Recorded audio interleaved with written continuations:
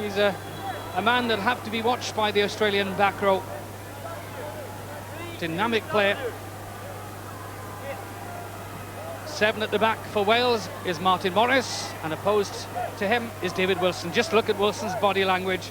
You know there's only one way he wants to go, and that's to put pressure on Wales. The first high kick from Tim Wallace, hanging very nicely, the pressure in midfield. Toms was there, again Wales retrieve it. Good interplay between the Llanelli players, the scrum half Moon and his right wing Ian Jones. Normally a fullback for his club, but good support, defensive work there from Jones. The Wales 22 is that line in shot, and that man there with the yellow band, just holding his white tape, or the yellow tape, what holding on his white band is Phil Kearns, the touring team captain. Lineout ball, Eckhart. Well, Wallace would have wanted a better first pass than that, surely. He's done very well to get the ball back to his three-quarters. Offa was there, poised to set up a charge. In there is Mark Perigo, but Eckhart again. There is a huge amount of space. Superb pass. Offa again ready to thrust, but the defence organised well enough just to make sure that there was no further progress. Good early pressure from the Australians then, and this is the first test of Wales B's scrum. Has that got through 90 degrees? Not quite. Should have been kept in play. Just enough to get it away from that, or up to the 22.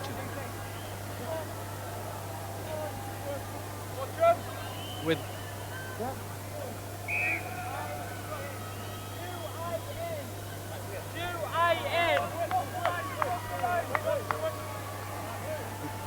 Tim Gavin has 8 on his back, and he's opposed by Sean Legg.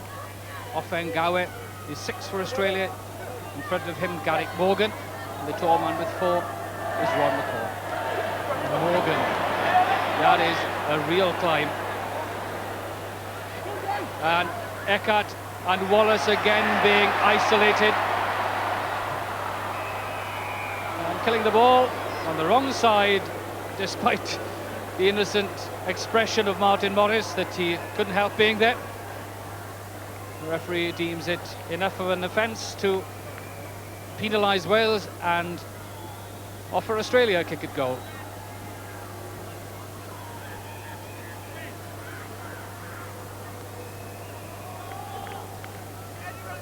It's good second pace, but look how well the Welsh midfield had to be offside there, and some leniency shown by the referee before finally penalising Martin Morris.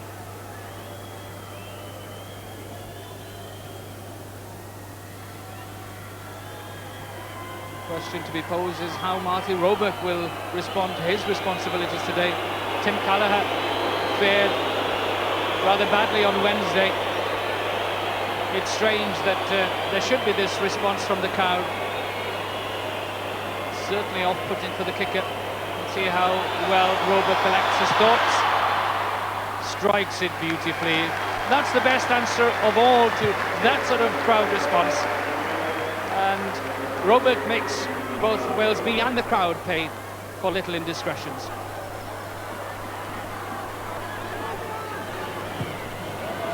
It's the quick and awkward restart, still well gathered and well set up by the Australians. Offa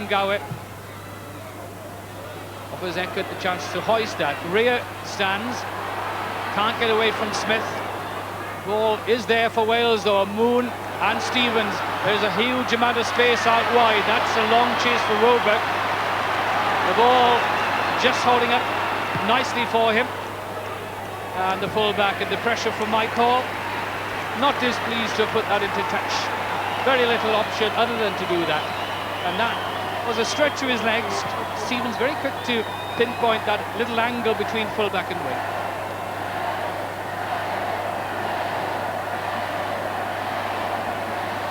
It's McCall and Garrick Morgan in that line for the Australians, and for Wales it's Stuart Roy and Sean Legg. It's Whitford rather, and Sean Legg. Nigel Davis enjoyed that extra second of space and time he had, to no avail.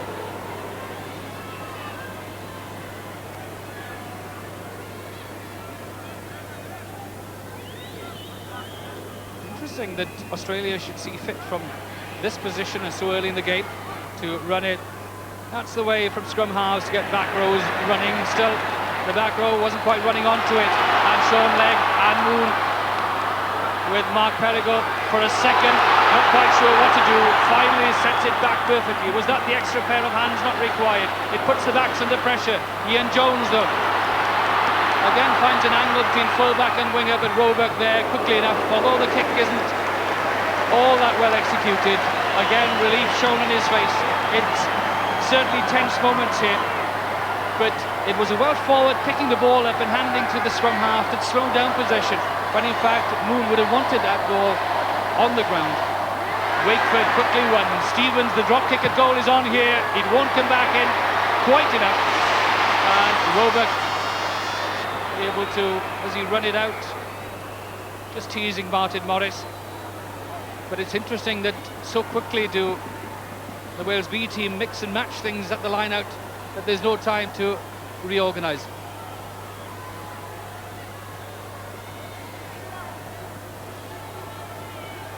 The man who's seen most action so far, the Australian Marty Roebuck, as the restart. Again, a facet that didn't please on Wednesday, but that is far better. And good to see the experience of Roebuck being brought to bear, but there, inexperience then from the half-backs, seeing a kick charge down. The Wales B team certainly not overawed by all this. And again, it's the interchange of positions with Wakeford with the 4 on his back and Legg with 8 on his back. Mark Perigo directing matters from the extra scrum half. Legg to Moon. Again, the midfield. It wasn't all that well organised. There were lots of bodies there. No one quite willing to take responsibility. Colin Stevens wanted someone coming straight onto a short pass. This is Australia collectively making headway. It's a long way to go. That's the Australian 22 in view. If they wish to roll it from there, it's a huge distance to cover. But Tim Wallace again harassed by Hall. The referee sensibly paying the advantage. Hugh Williams-Jones, is there someone to offload the ball? Moon again. Perigo, what a thumping tackle. Perigo stopped in his tracks. Nigel Davis, that's a chase on here for Mike Rea. Junie has a chance to cover and does it so well. That was a test of coolness and calmness of a defensive winger, and Junie had it all covered. But Wales again showing that they're so eager to attack this touring side. One wonders whether the kick was the right option. It certainly put pressure on the opposition, but perhaps making them tackle would have been even better. Stuart Roy wears 5, Sean Legg 8, the tall men towards the back.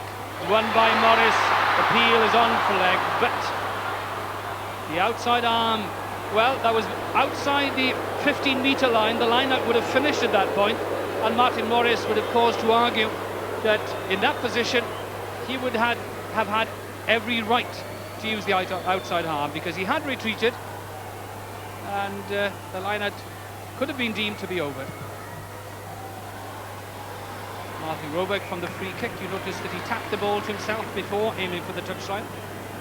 Not allowed to kick it directly over. Well, there was nudging and pushing and all sorts of little indiscretions going on there. The free kick will be to Wales. Moon will want to... It's a kick and go. It's not a free kick, it's a penalty.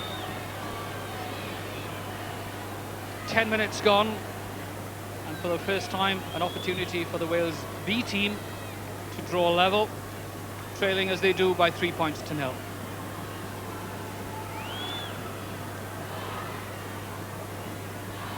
Colin Stevens brought into the side in the absence of Neil Jenkins, who had to withdraw because of an ankle injury suffered in last week's club match for Pontypridd against Swansea. Colin Stevens looking for inner calm and a final look. Does he make it 3 points all? Well, it couldn't have been much closer, but the groan conveys the disappointment.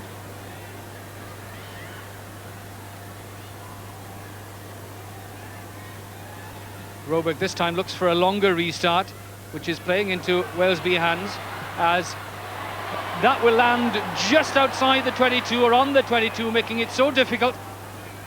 You've got to be inside your own 22 before you're able to call for the mark or the fair catch, but that's so well controlled by the Australians that Wallace really is able to pick his spot, and that is expertly done by the Australians.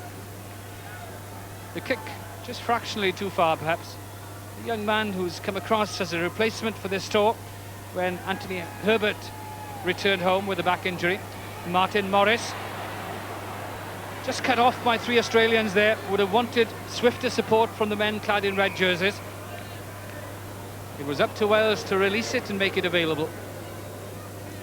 The advantage goes to Australia. Number 6 is Viliame Offahangawe, born in Tonga but resident in Australia, and let's hope that we'll see him at his best during the afternoon.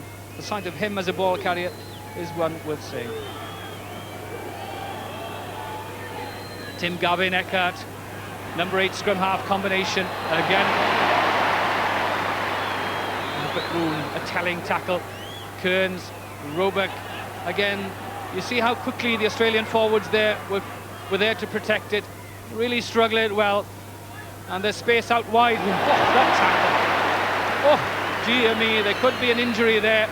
Certainly, Ian Jones might have hurt himself.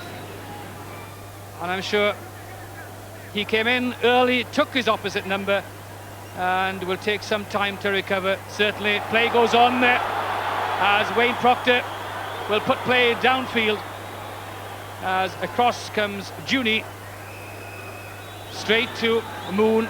Still play goes on as Mike Rea finally runs into touch, and now an opportunity for some attention to be given to Ian Jones, and certainly his condition would give some cause for concern, because the tackle was so committed that he probably damaged himself more than his opponent.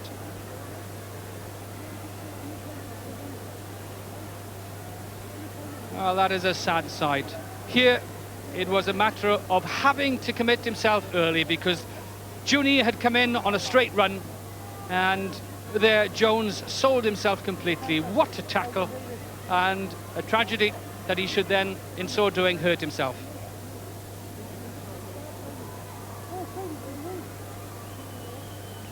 It'll take some readjustment in the Welsh lineup, with obviously no chance of Ian Jones coming back and playing any further part in the game. Well, what a tragedy. The young man who plays fullback for his club, brought in at this level to play on the right wing, and in making that tackle, I'm not sure whether he'll be conscious of this round of applause he's getting, but obviously quite serious, and such a shame. A talented young man. Here, Juni was coming in on a good angle there to try and pierce that Welsh defence, but found Jones spreading himself as wide as possible, stopping his progress, and good to see that at least that he sees what's happening, and Neil Boubier, a club colleague of his, comes on as replacement. Kearns picks out Morgan. And offside by Wales. Mark Perigord coming in an offside position. Wales is number 6. So Neil Boubier plays on the right wing, normally a centre, which just cuts down a yard of pace perhaps on the right-hand side of that Welsh attack. But a good footballer, and as Marty Roebuck finds touch, Boubier certainly won't let the side down. Australia have weathered that early storm where a couple of times the defence was stretched. Stuart Roy, Wales' middle line jumper. Morgan gets there towards the back, but outside hand. And again, there's some confusion here. The referee not quite as lenient as we've seen this season. That's a tester. Smith has to stand his ground. He doesn't get anywhere near it. Colin Stevens, can he win this race with Judy? What a recovery by the winger. That is tremendous defending. Twice in succession, Darren Judy has saved his side. Once on the far left-hand side, and now coming across to the right-hand side. Certainly there. The defensive work of the other winger, Damien Smith, was disappointing, but here Judy just about gets fingertips to that in front of Stevens. And Stevens, in chasing and diving, would have lost what wind there was left.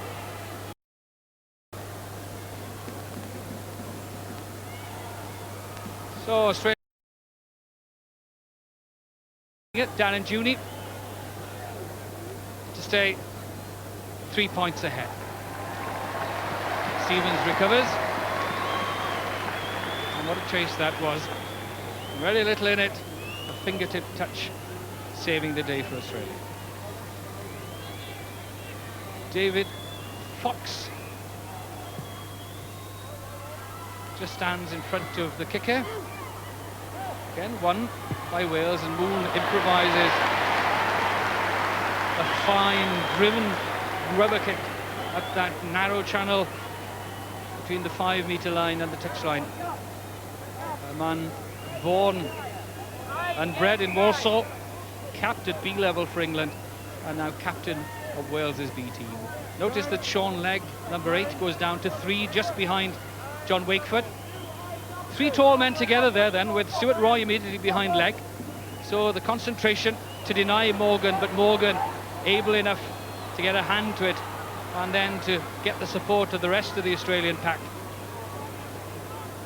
And again, so well do they protect it that progress is slow but sure, making sure that they are not isolated.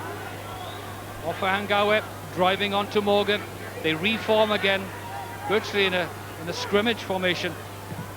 And again, Wallace's option doesn't seem to be the best, although the bounce favours Damien Smith. His tackle, though, was certainly not favourable to anyone. It had Wayne Proctor around his Adam's apple. I wonder if there's a deep breath being taken there by Shinashi's left winger. The driving had been good. The delivery might have been a touch slow, which forced Wallace to kick. It wasn't a good kick, but then the bounce beat Proctor, and as he retrieved it, that left arm would take the breath away.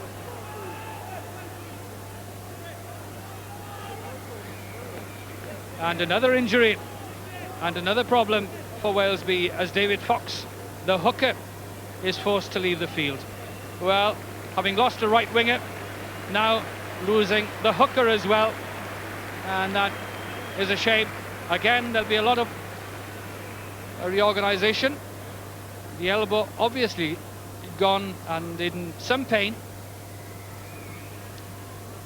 David Fox goes in there, you can see number 2. And Tim Gavin gets a left hook across the face, but that's not the injury.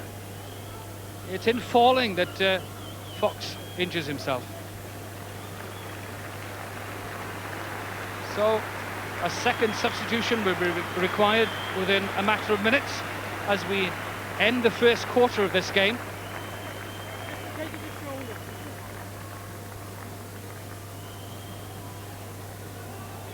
Before we see Nigel Meek, there's an opportunity of seeing Colin Stevens. His second kick at goal, as Meek warms up just underneath us here. Stevens can reclaim 3 points here, but it's not coming back.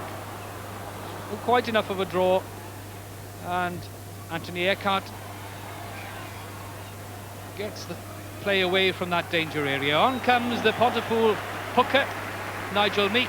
He played for the Wales B team against the north of England, would have been disappointed in losing his place, but now has this opportunity to restake his claim.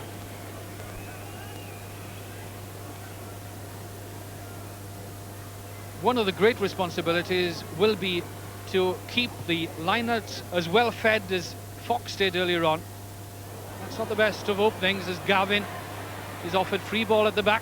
Eckhart and Dan Crowley again driven back by Mark Perigo. What a tackle by the Llanelli flanker.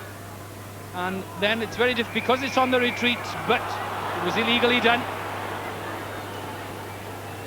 But it's so heartening for the rest of the team when you see an opposition prop stopped in his tracks, sent back by your own flanker.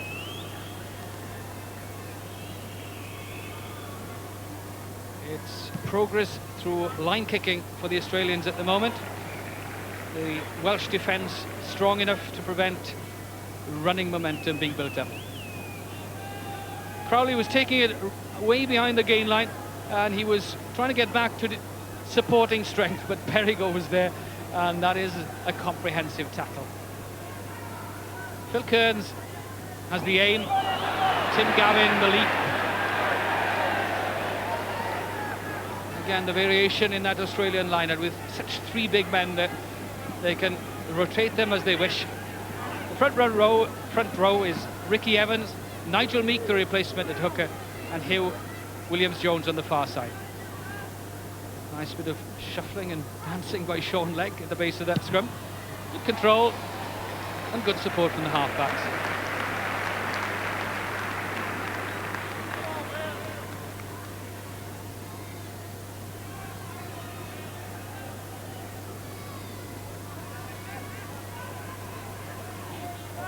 Australia shading the lines out, and Australia shading the territory in possession as well.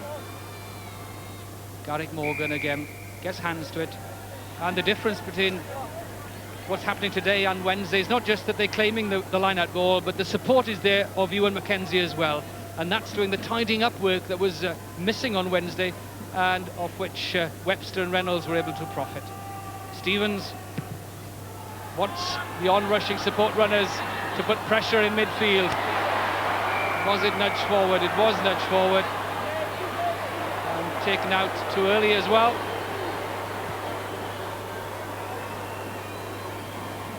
Aaron Juni, man on the far side there, the man who has shown some sound defensive qualities up until now, but no real chance to attack, except for one tackle made on him by Ian Jones, which forced the Wales lead right winger to leave the field. Marty Roebuck, most experienced of that Australian back division.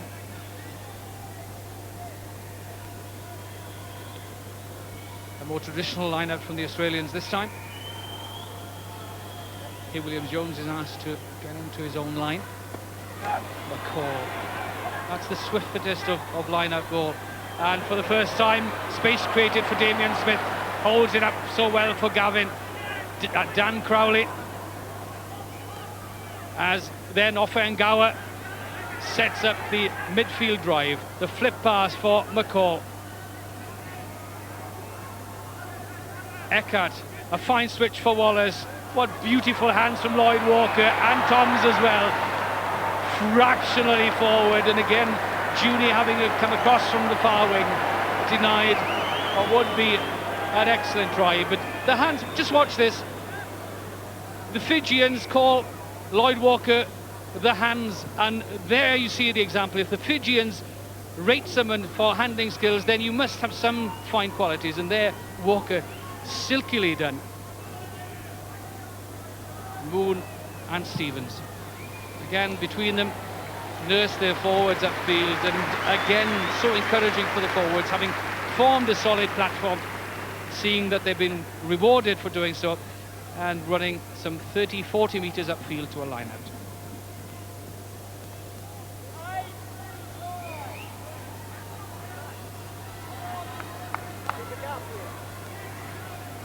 Interesting then that the Australians are using Marty Roebuck standing in the line rather than coming into it. Blockers stepping through yet again. So it's a free kick, and we're down to the final 15 minutes of the first half. Just 3 points scored, and those from the boot of Marty Roebuck. Wales need to retreat 10 metres. Phil Kearns, that wasn't the prettiest of sights. Well, this is better though. Kearns Gavin rather, far more determined, but Again, it's been lost, and Nigel Davies wastefully done under pressure, and he needed a little more space to be able to be creative there.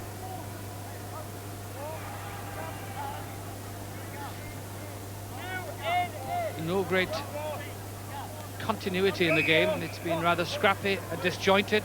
And again, Brian Sterling disappearing into the line-out, insistent that there's a definite gap down the middle of the two lines, as Kearns and Morgan, with again Mackenzie tying it in. This is the platform from which the Australians want to drive it, roll their mauls. It's certainly not out of fashion down under. Whatever the new laws try and do, again, so well protected is it that there's no Welsh player anywhere near that ball. Suddenly though, Mackenzie found himself isolated. Wallace, well covered by Nigel Davies. Eckhart and Roebuck sets Smith off again. Wales cover it quite well. There are hands in there. Whether the referee can see it, no, he can't. Offengawe, Lloyd Walker, Marty Roebuck. Wakeford doing some useful midfield tackling. Moon is in an offside position, but well, it'd be interesting to read Brian Sterling's thoughts in the way he decided on that, because there were one or two, if not more, Welshmen in offside positions and handling on the ground.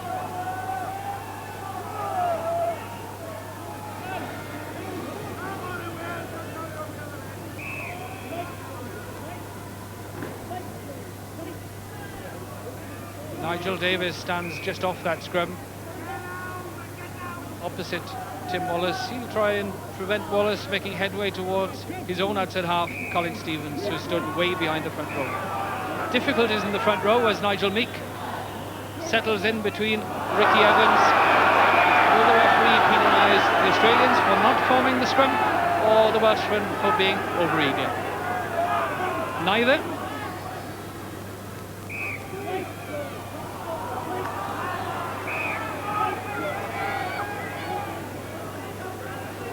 Scrum finally square and settled.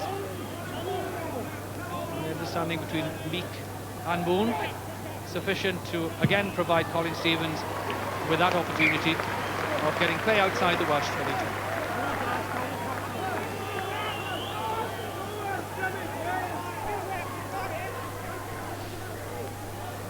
Garrick Morgan, giant in the middle of that Australian line. Both him and Rod McCall expected to push their weight today, which was a factor that some felt was partly responsible for the lack of solid scrummaging last Wednesday.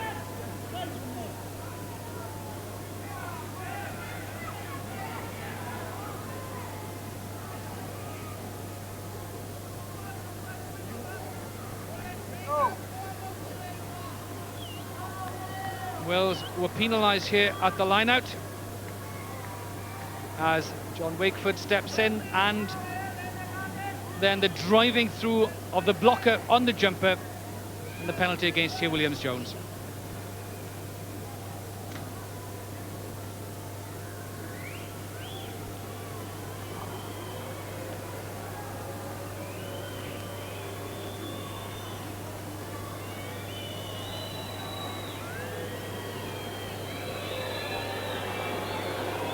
Roebuck's confidence must be high, with no failures to his credit. And what a shame yet again that the crowd should respond in this fashion. And there's only one way of paying back that, and that's by hitting it straight into. Disappointingly this time, Roebuck doesn't accomplish that, so he drops from 100% to 50% success. 10 minutes remaining of the first half. Nigel Davies transfers to Llanelli colleague Colin Stevens. No less than 8 Llanelli players in the team. As that bounced very nicely, should have been for Wales. But again, a lack of eagerness in collecting that ball, meaning that the dropout wasn't all that well supported.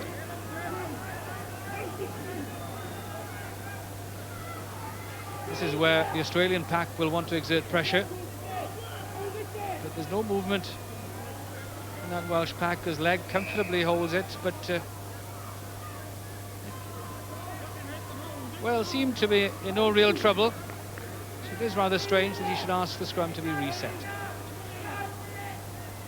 As Moon and club colleague, again, Stevens, work it together. Not to gain a great deal of ground though, but to make sure that there wasn't any further Australian progress.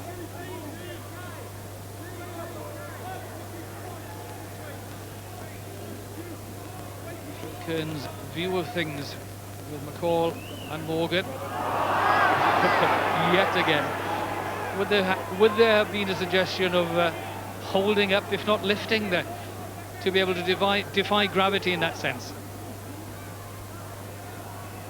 Again, protected so well as Kearns and Gavin together.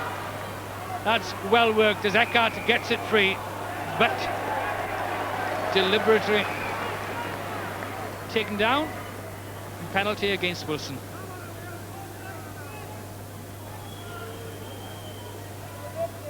Diving over the ball on the ground.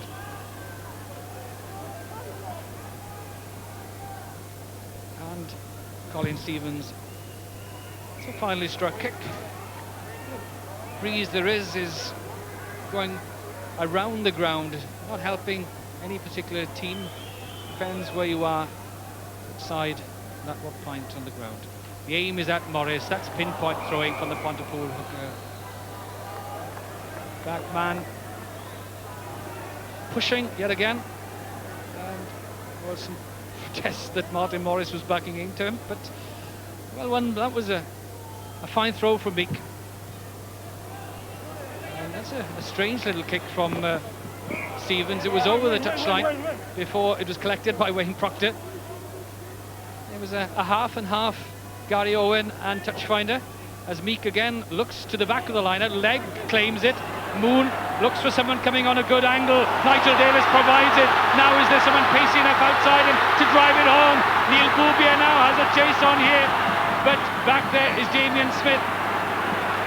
The Australians still under pressure and they kill it. The penalty is Wales's, and quickly taken by Moon. The long pass into midfield. Lloyd Walker was offside. They'll be back to square one, and certainly Tom's rather wasn't far enough back.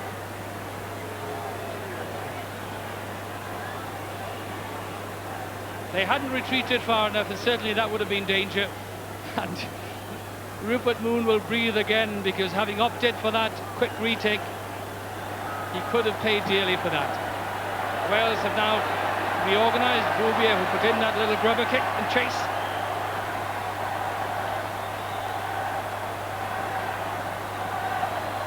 Who takes this?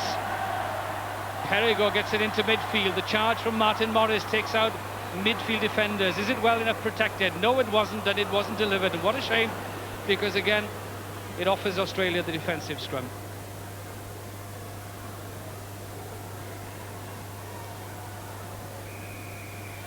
That wasn't straight. Ryan Sterling makes emphatic signals as to why the free kick was given. And Moon, does he ask Colin Stevens to drop at goal? Does he get on rushing forwards, driving at the opposition line? That's not the best of passes, and Stevens isolated. Again, it's all done on the retreat. It's reclaimed though, as Moon has an opportunity to drive through. Hall provides good support, stands his ground, offers a platform. The forwards then can drive on that, but Junie, Offa-Ngawe, this is a long way to go for the flanker, being chased by Mark Perigord. What a tackle, as a balloon gets in the way as well. It's free play in midfield. Nigel Davis got in a tackle. There was no offside play there, and the release in the tackle by Offa-Ngawe was too slow. But Mark Perigord was eating up the ground on his opponent there. The injuries to Mike Hall.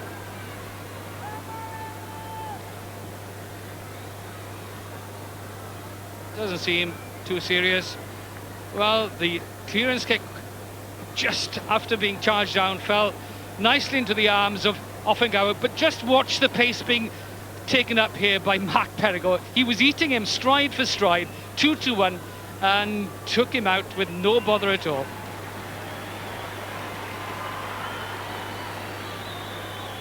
Well done, Crowley. Was that a shaving accident this morning?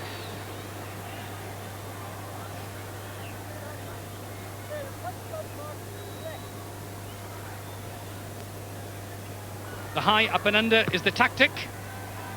And again, in the right place, and should offer a Welsh forward the opportunity of placing it back. Moon and Nigel Davis. My call, Wayne Proctor. Well covered as Wilson was in the right position. Flankers work done to a T, covering, tackling and tidying up. Man is very important to the Australian tour because he's the only out-and-out open side they have, the man who can go to ground, win the loose ball. The others tend to be too rangy and tend to be found out when it comes to chasing the ball on the ground. Rupert Moon and Nigel Davis get the three-quarters moving. Mike Hall, and with Mike Rea poised to take the inside pass, Proctor well and truly collared there, and then Wilson expertly done.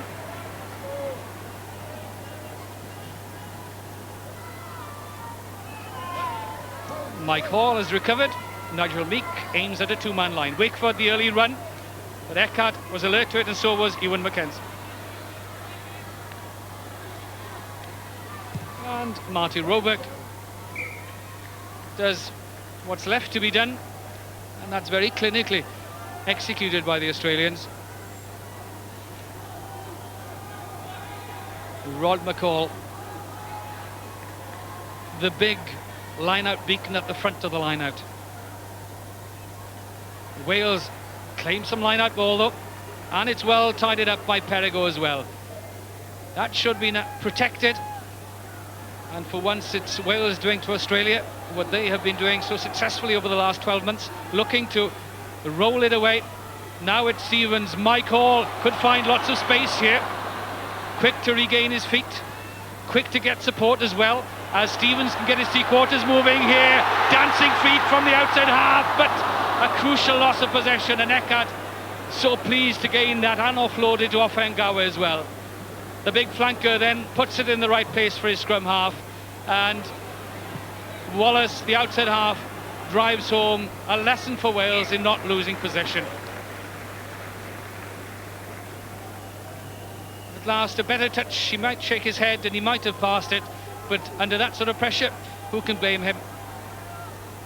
Well, the initial run of Stevens had everyone running on the wrong foot and second, but as he tried to transfer it, it was there that possession was lost and the damage done. Wales again glean good line-out possession, and Stevens turns from a fleet-footed attacker to a very solid relief kicker.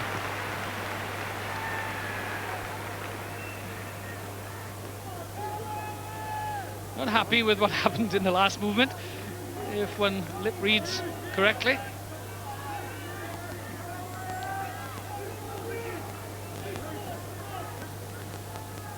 It's not as decisive that people would have expected.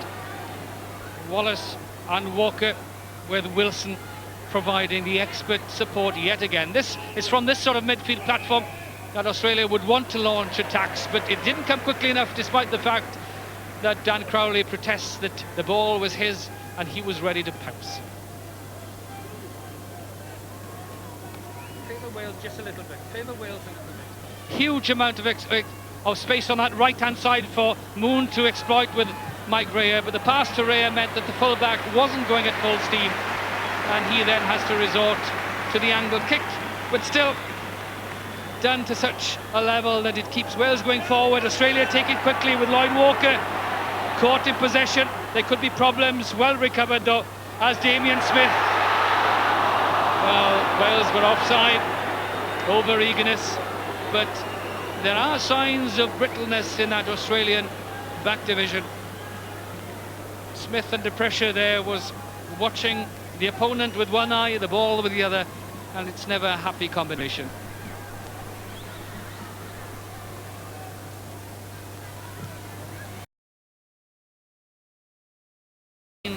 upfield at Marty Rober kick.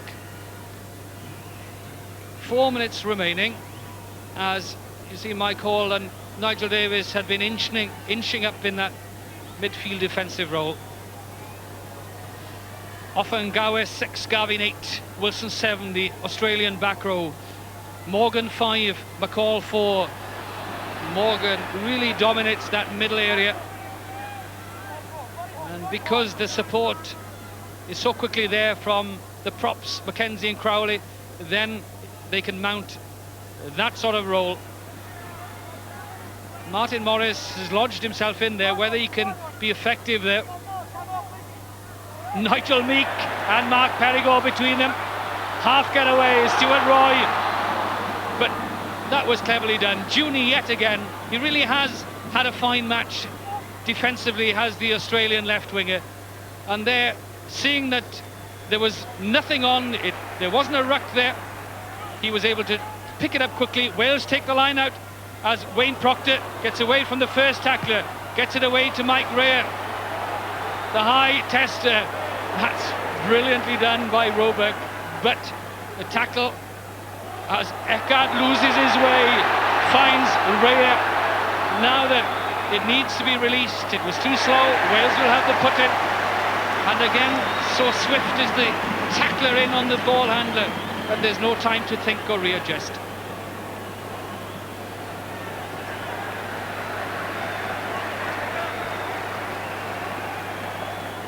We're into time added on for injuries at the end of this first half. Again, the space for Moon is right side.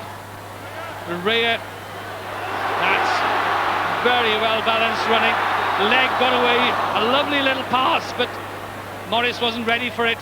And as Eckhart tries to get away, he gets the support of his back row, Offengawa, Gavin, but the ball not quickly laid back, and the advantage lost. Gavin again holds the upper hand in exasperation, maintaining that he'd made it available. It was down to the support being too slow rather than his inability to put the ball back.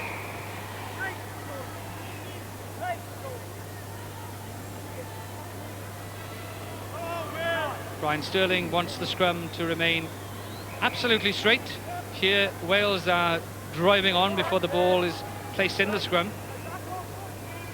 Retreat is the call then.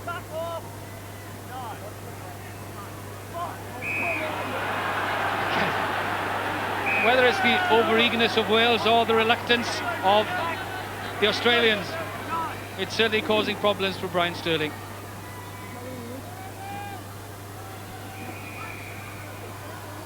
Pulling by the front row, Oniwan Mackenzie, the tight head, quickly taken by Moon. Ricky Evans, straight through.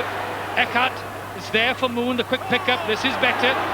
Hugh Williams-Jones next in line, well supported, well gleaned as well. It's to Stevens. Mike Hall changes the angle, can't quite get away from the tackle. Martin Morris, the support runner. Now Wales mounting a concerted effort. Moon switches it. Is there someone out wide? Mike Hall. Oh, what a tackle! What a tackle! But it was offside, and it'll be a penalty to Wales in front of the post. But Willie Offengawa put all his 16.5 stone into that. And to see Mike Hall on his feet is to speak volumes of this man's courage and strength. The tackle was enough to take one's breath away.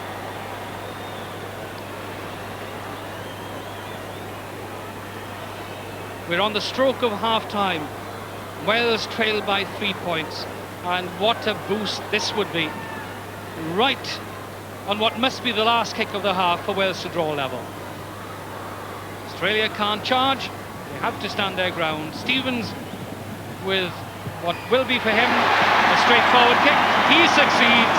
Brian Sterling stands his ground, points to the halfway line, and at half-time here at the National Stadium, it's Wales B 3, Australia 3.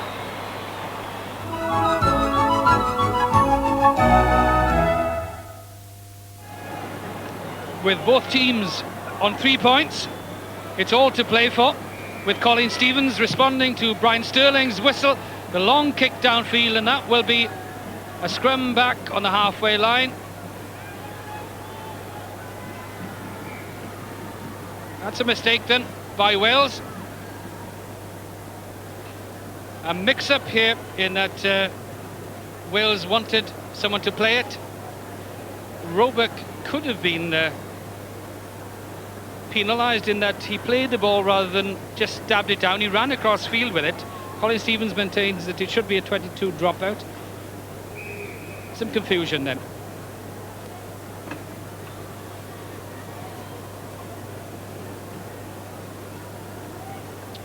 The battle on this side of the scrum is between Hugh Williams-Jones on the tight head for Wales and Dan Crowley on the loose head for Australia. Gavin and Eckhart. Good vision from the scrum half. Morgan takes out two defenders. Can he now stand it up for it? Yes, he has done that very well. In there's Dan Crowley burrowing away, but he's lost it, and that's very untidy. Recovered by Ricky Evans. Lots of hands on the ground, lots of nudges forward. And somehow Brian Sterling decides that it should be Wales's ball.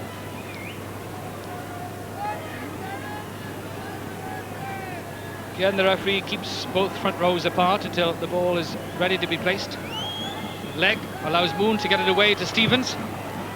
That's nicely angled just behind Juni. The bounce favours the Australian left winger though, who's happy just to nudge it downfield. Rhea, unfortunate that he couldn't quite get there. The bounce unkind, and the knock forward.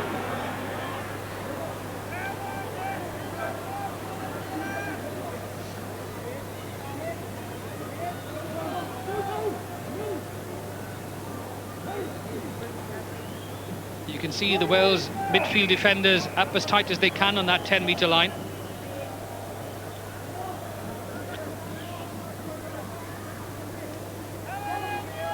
Darren Juni has 14 on his back, playing on the left wing for Australia. And again, a reluctance on the front rows to engage at the right time. Well, is that straight? No. That was straight at Tim Gavin, I think. Certainly saves Phil Kearns any work in the front row. Free kick, it'll be a hoisted up and under. And after it goes Nigel Davis. And collects Damien Smith as well. Well defended by Australia. Offside by Wales. Again, over eagerness. And Tim Wallace glad to hear the whistle. Marty Roebuck in midfield. Is the furthest point from either touchline. Decides that the easier one is the far one. And without any real bother, finds his mark.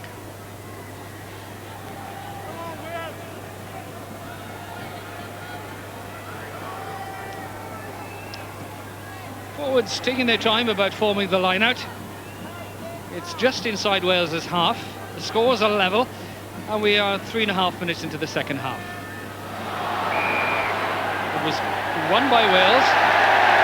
Australia were lifting. Moon takes it quickly. Again, the support is there in the shape of Stuart Roy, but there are bodies on the wrong side. Free kick yet again. They should have been 10 metres. And Boone will need to get the short penalties better organised, although he calls now on Colin Stevens to hoist it towards the posts. Just outside the 22. That could be loose ball for Nigel Davis. Couldn't quite get hands on it. Held up well for Eckhart, and then Marty Roebuck to ease Australia out of that problem area. So the experience of Marty Roebuck being called upon to save the day. Wales have two replacements on the field. One is the hooker Nigel Meek, the other is winger Neil Boubier, as Wakeford does exceptionally well. Moon and Stevens and Davis, well, held it up so well, but Rhea couldn't quite get in close enough to him. Mike Hall was there in support, but he was in front of him.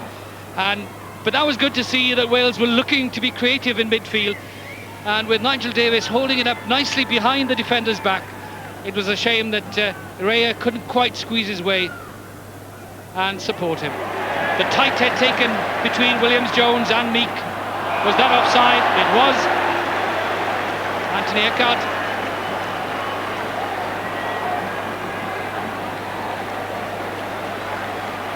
40 metres very nearly, or at least 39 metres. Colin Stevens quickly indicates that he wants the sandboy on the field, and he'll kick it goal.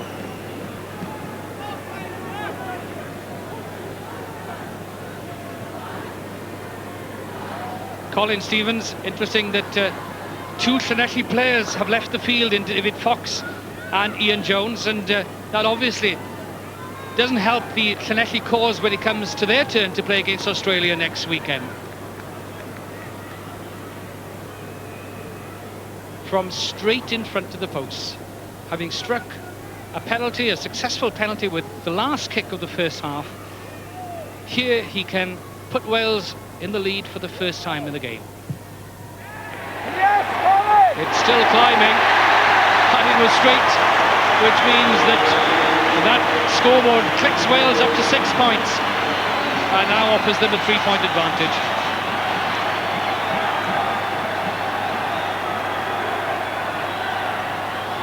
Well, Eckert has been penalised for crooked feed, so here probably he was rather afraid of pushing it with his left hand. It meant that Williams, Jones and Meek were able to just pinch a tight head, and in his eagerness to get it back, Eckert offside. 3 is Ewan Kennedy, controls it. Eckert wastefully chips it away, just turns his back in disappointment. Having been set up in such a solid fashion, could have looked for other options. 19 is Nigel Meek. Has thrown in well so far. That again pinpoints, but they are closing the gap. And when Wakeford is jumping so well, there's no need for that. The free kick is Marty Roebuck will hold surely. Wales not 10 metres. Now they retreat. Roebuck will test, well, more of Australia than Wales. That didn't go any distance at all. Still, reluctance there to claim it. There are Australians with arms on it, but Perigo is there as well. But Kearns has it under control. Nigel Meek somehow got in there. He was offside though.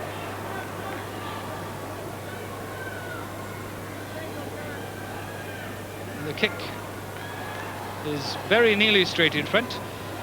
Meek looks at the post, knowing that Marty Roebuck will want to try and regain that Australian composure and get them back on level terms.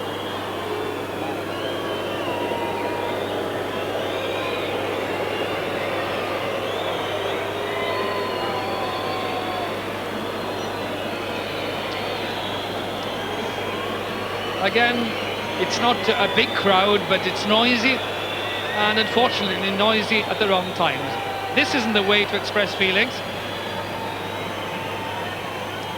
Roebuck to draw the scores level.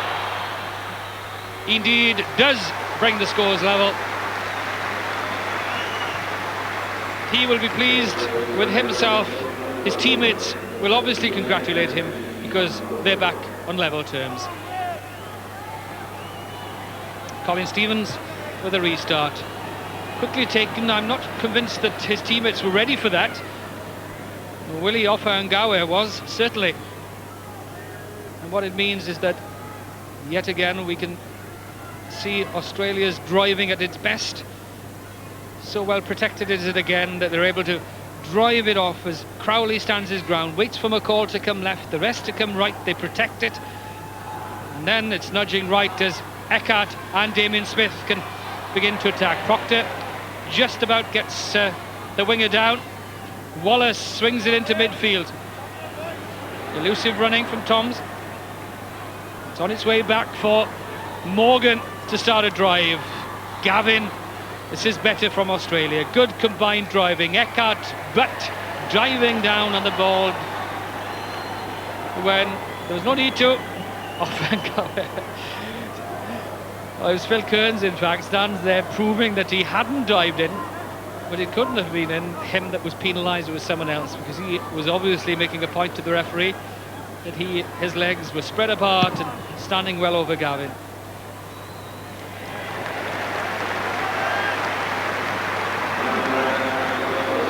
This was as good a piece of driving as we've seen from the Australians. The forwards had been well involved. Gavin goes down here, and it was there that was penalty was given. The second man in had gone over, and it wasn't Kearns.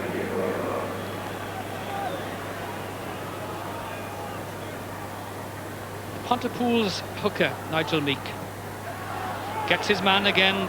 Moon under pressure, can't get it away. Good discipline of down and up in one movement, under pressure. Supported by Sean Legg and Hugh Williams-Jones, but Australia will gain the advantage.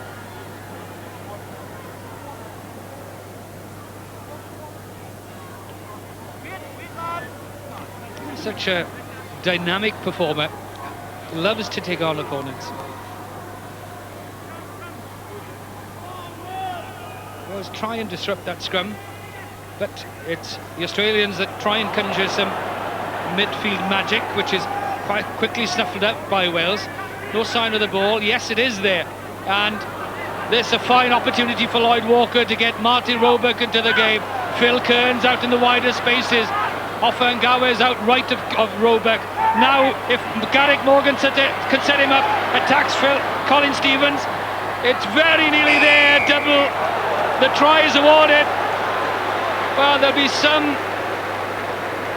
contention over that as Damien Smith is awarded the try, but there will be one or two questions posed about how many movements were there. But certainly it was well constructed with so many support runners there.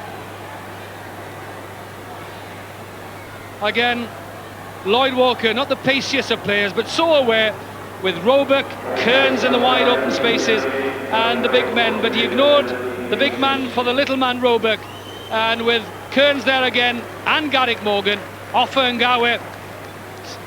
Colin Stevens does well to thwart the big man, but Damien Smith, one movement on the line, momentum took him over. Well, Wales had defended this remarkably well because Australia had so many men free here that it seemed a try would have to develop. In just checking that delivery, Australia made hard work of it, but the big men eager to allow the ball to move before they put down, and with Damien Smith, another big man, despite being a winger, his momentum enough to take him over.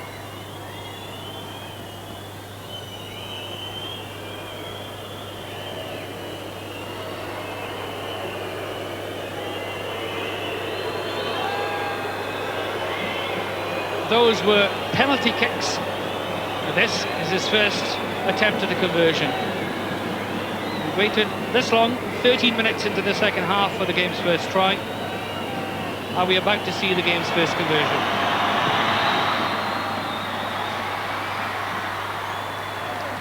Didn't get the draw on it that he would have wished. So Australia now have a 5-point lead.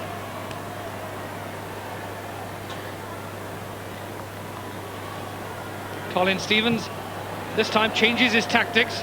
That's never an easy one to counter, but good thinking there by the Australian forwards to allow the ball to run and wait for it to bounce. Wallace looks for open spaces. Neil Boubier and Rhea between them. That's confidence from the centre. It's good support from Morris. Mustn't now get isolated though. Wales must keep it alive, make it available. It's on its way for Rupert Moon. The Australian defence was disorganised and he presented them with the best option possible for them by giving them the ball. Neil Boubier full of confidence on the Wales's right wing. That wasn't tidily done. Wallace wants to attack and easily gets outside Meek. Ray is on his own here, and Phil Kearns just leaves a mark on him just to say that he did the right thing in kicking the ball away.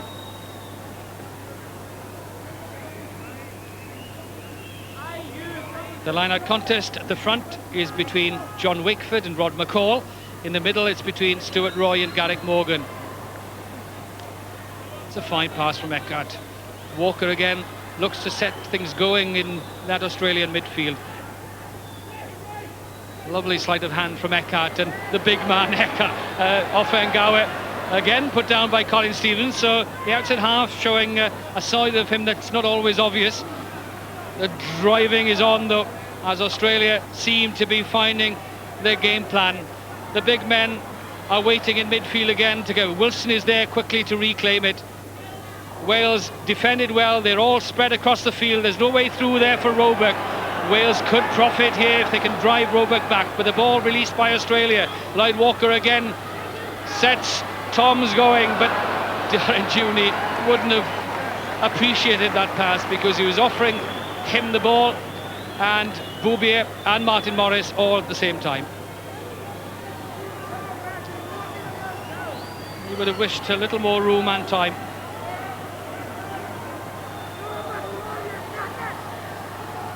It was lobbed and just behind him and comprehensively dumped. Australia claimed the opposition ball, but it had been nudged forward, and Wales will far prefer this scrum than that preceding line-out, because here they can tie it in comfortably and offer the halfbacks a far more solid a platform than the line-out.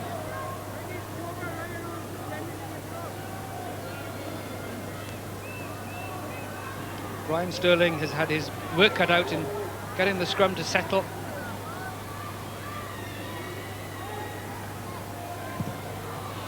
But it's not the lengthiest of kicks from Stevens, but the scrum again was as solid as ever.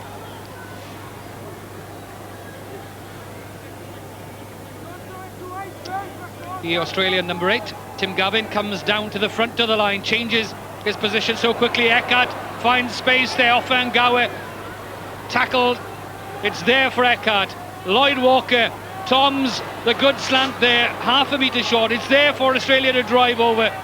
Manful defensive work here. There are bodies on the wrong side. Eckhart tries to pinpoint where he wants to put that. Garrick Morgan, yes, the try, again awarded. It was on the line, and the giant lock forward rewarded for sensible work in not committing himself. There were enough forwards in there, so then the big man was able to run at Wales's midfield.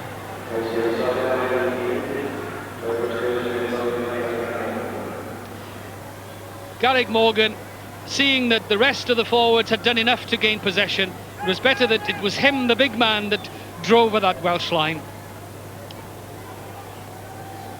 Ball so well protected there that Eckhart was able to wait for the right moment. Morgan had started his run before receiving the ball. The momentum had been built up, but despite some manful defensive work there, nothing Rupert Moon could do to prevent him crossing the line.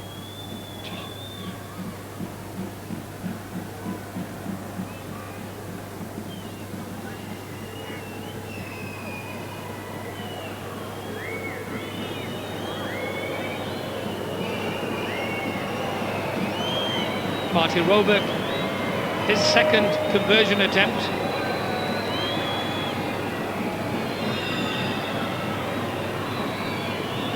Again, the noise levels not acceptable as he strikes that as cleanly as he would have wished and hoists that Australian tally now up to 18 points.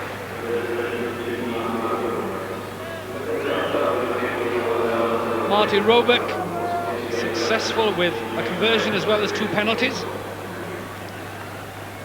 Again, the restart there to puzzle the Australians, but they sensibly cover it.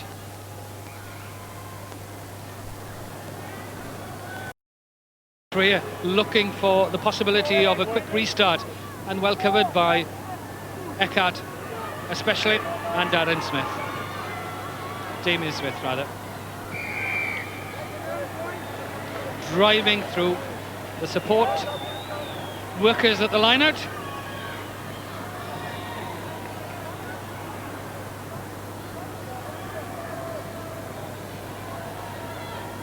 Colin Stevens wants to drive it down into the corner.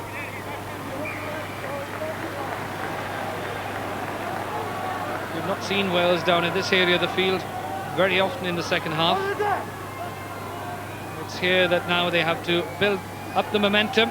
Lots of nudging, as Ricky Evans does so well, but obstruction, penalty against Sean Legg for obstruction.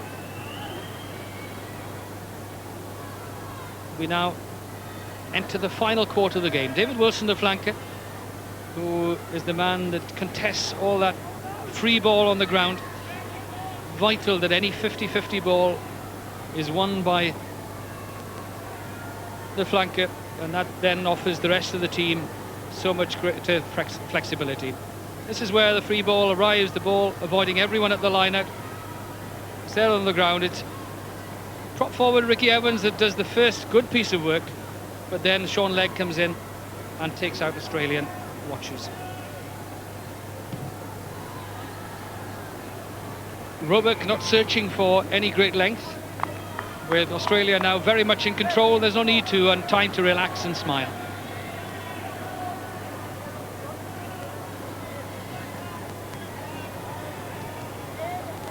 It's very nearly 2-1 to Australia, and not surprisingly so. Can they further enhance that? Well, not cleanly so. Mark Perigo and Sean Legg, John Wakeford, Moon, again with so much happening on the retreat, really had to do something to get play downfield, but Junie and Roebuck somehow get it upfield. Superbly done by Moon. Mike Rea can't escape Junie, and Ricky Evans, has he reclaimed that? Wales think that it's on its way. Yes, Moon does have it. Out in midfield is Neil Boubier. Damien Smith covers it well, indeed gets away from the first tackler. Up to Australia to win it from here. No sign of the ball coming. As there is a call from David Wilson and Anthony Eckhart about something. The touch judge will come in on the far side. Well, both of them will come in. So Mr. Templeton on the far side, Mr. Watson on this side will both advise. The crowd certainly on the far side saw something, and something that will have left a mark on Martin Morris, who's now receiving treatment.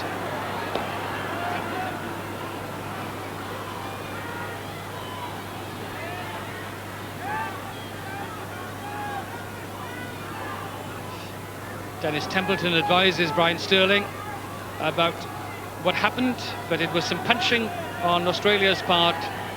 That was the first offence. There was some retaliatory stuff as well, but it's the first offence that'll be penalised. The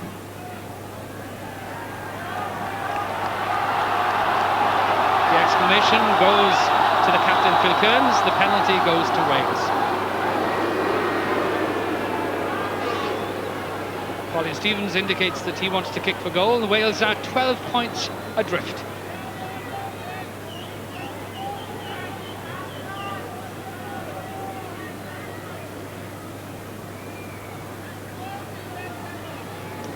The big men, McCall and Morgan, make their way back.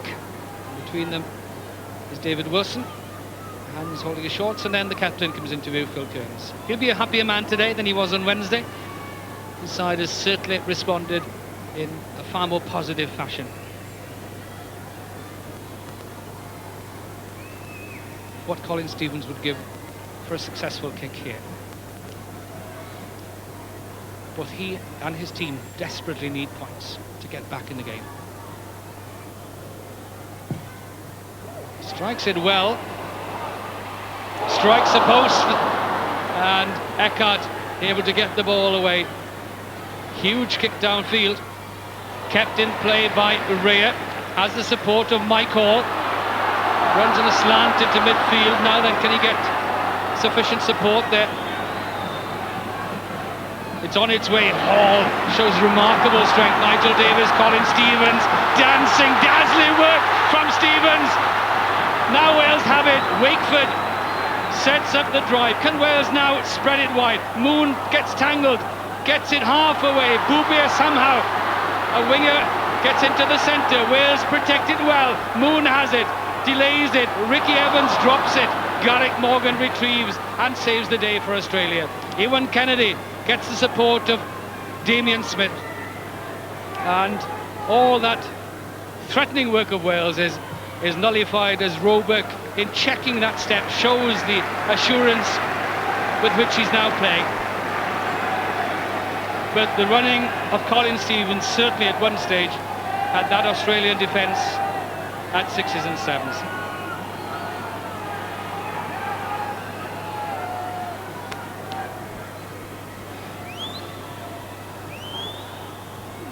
Midfield loose ball is the one off which backs love to run, and here with Hall having done such good tight work, Stevens' dazzling footwork, just watch that. Very similar to Phil Bennett and what we've seen from Ian Evans as well. As a stud goes in on the back of Nigel Meek. Offside. The penalty will go to to Australia.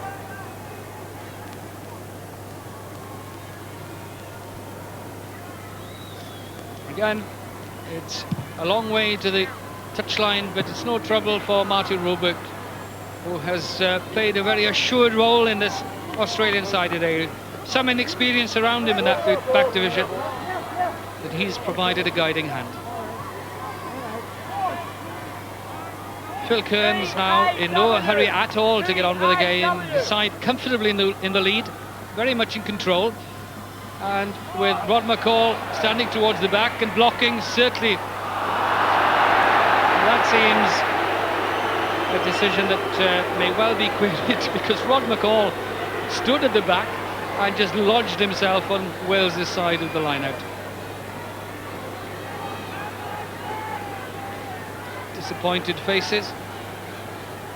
John Wakeford, Stuart Roy and Sean Legg, the line-out trio for Wales.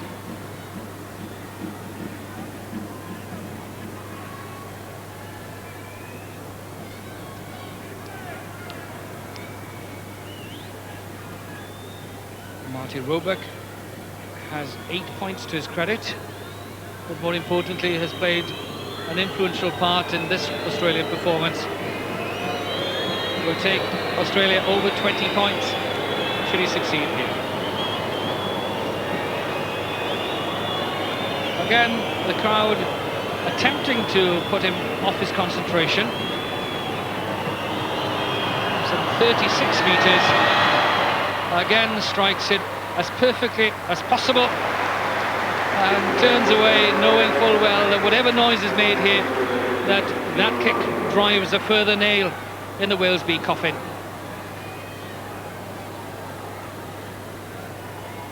The line-out offence was for pushing on Garrick Morgan.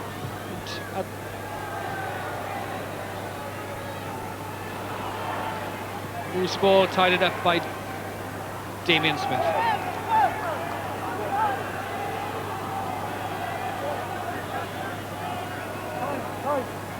Morgan and McCall against Wakeford and Legg.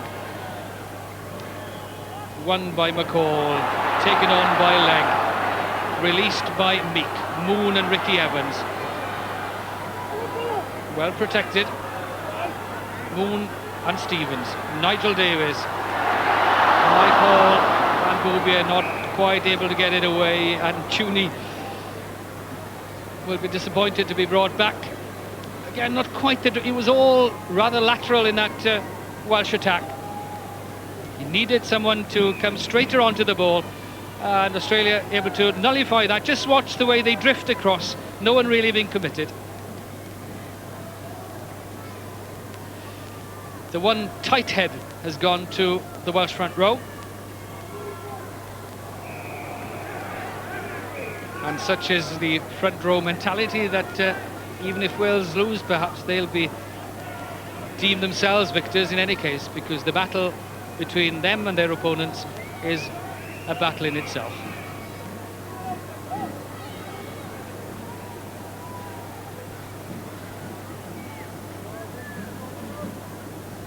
And this problem that Brian Sterling is getting in getting the front rows to engage with Mackenzie going walkabout.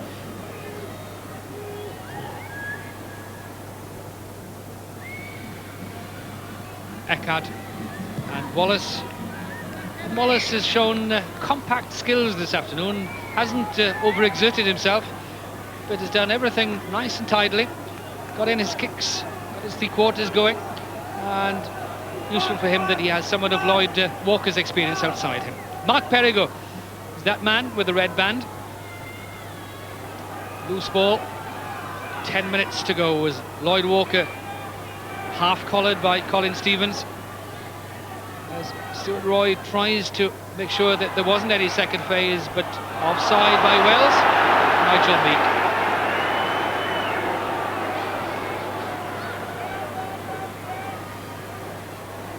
The news on David Fox, the original choice hooker, is that he's injured his shoulder. And the news on Ian Jones is that he's suffering from concussion. So those were two original choices that left the field early on. The Wales B right wing and the Wales B hooker. And of course, a blow for Llanelli's hopes next weekend in that two of their leading lights will be injured. That's Anthony Eckhart, scrum half. And three on the toe. Martin Roebuck again, happy to nurse his forwards. They won't want him to gain too much length. Happy enough just to get to the line-out and set up another platform from there. Might be worth having a look at the amount of time that Morgan finds himself in the air. He's the man with hands on head in the middle of the line-out, and keep an eye on the man behind him, Willie Offa-Ngawe. McCall got the early hand in there.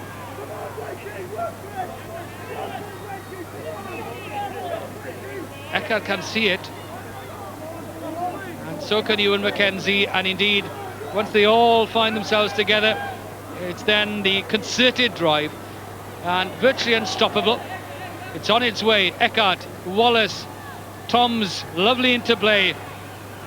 Again, well covered by Wales, and quickly whistled by Brian Sterling. Didn't want anything to develop, but Martin Morris had found his open side angle perfectly, and with the support of Colin Stevens, snuffled that Australian attack. That is some confrontation in the front row.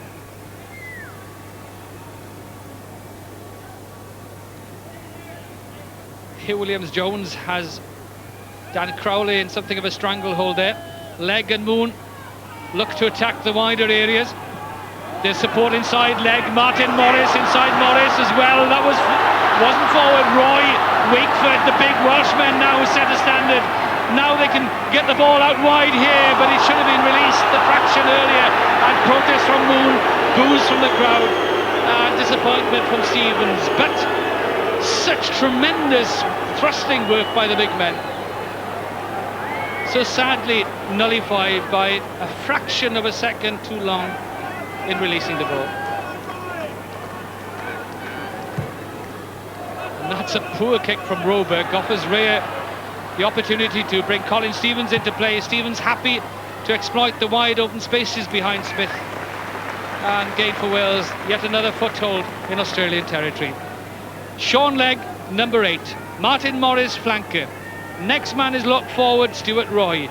Lock forward John Wakeford. But having made all the hard work, it's here that the delay, well, one wonders about that. There seemed very little wrong with that. Kearns and Morgan. That is amazingly done. There can't be many better examples of winning line-out possession. And as punches go in, yet again, as Gavin lodges himself in and protests as well, there'll be some wrestling going on off the ball as the driving is done by Kearns. There is a fight going on off the ball. The kick is downfield, but Rea, that's a beautiful catch. And that could be dangerous. It's very fortunate that Wallace didn't quite know where to go as Kearns chooses the straight-on direction. It's there for Eckhart. Wallace again collared by Stevens. Stevens has excelled in the defensive outside half role today. He's brought off some tremendous tackles. Australia have it under control though. Walker stands it up yet again so well. The driving done by Garrick Morgan. The Australian forwards rampant. Now it's the wider angles as Rober can't quite collect it, but it's offside in midfield. Stop, says Brian Sterling. The touch judge is in on the far side. It's Dennis Templeton again as we're down to the final 5 minutes. The fighting was going on off the ball. It was impossible for the camera to stay on that with play going on. Offengawa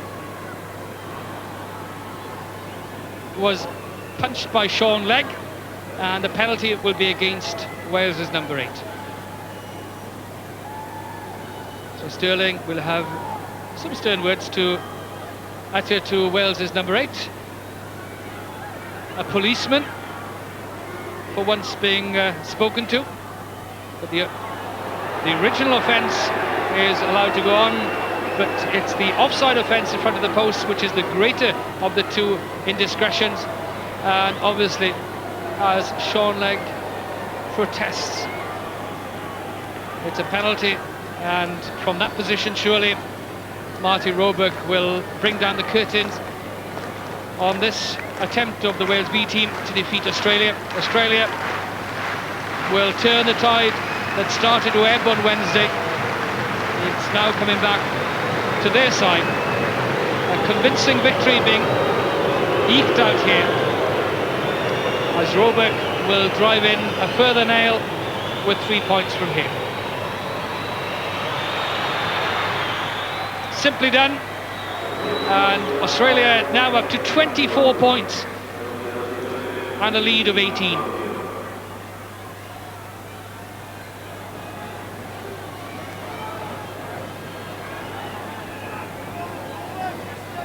We're down to the final 3 minutes. The drop kick offers the Welsh forwards an opportunity of getting there, and indeed free ball for Martin Morris as it quickly released for Moon. Here Williams-Jones wasn't ready for it. Legg retrieves it. Moon again looks for the inside support of his forwards. It's on its way from Wakeford. Wants to drive at the big fringe players, taking out those defenders. Again, slowly on its way, taken in by Wales. The scrum to Australia.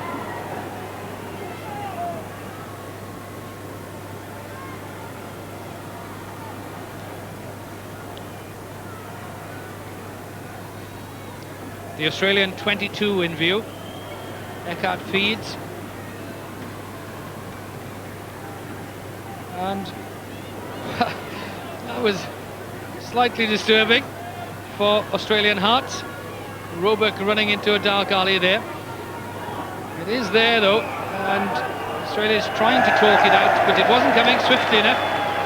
And just as Wales a few seconds earlier hadn't won or released their own ball, now they pay the penalty as well.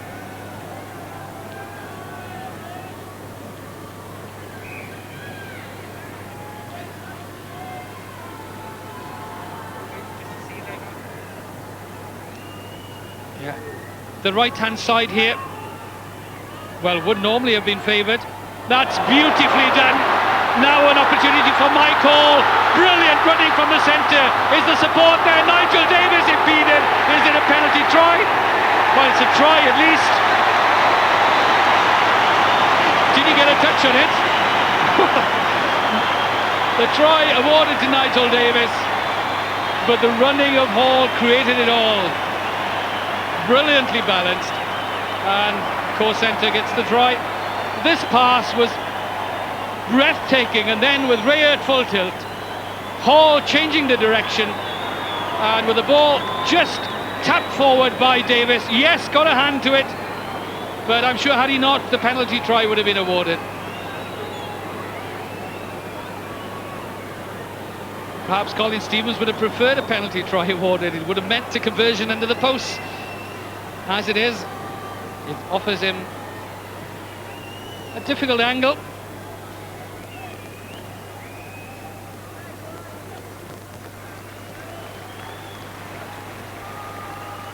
Stevens adds a further. No, he doesn't. Disappointment for him. Keep an eye for Michael Rea. This pass of Stevens was perfect. Into space. Davis taking out a couple of defenders, and then by changing the direction here, Hall had all the Australians going in the wrong direction. His co-centre, having initially been the decoy, was there then in support just to get the try.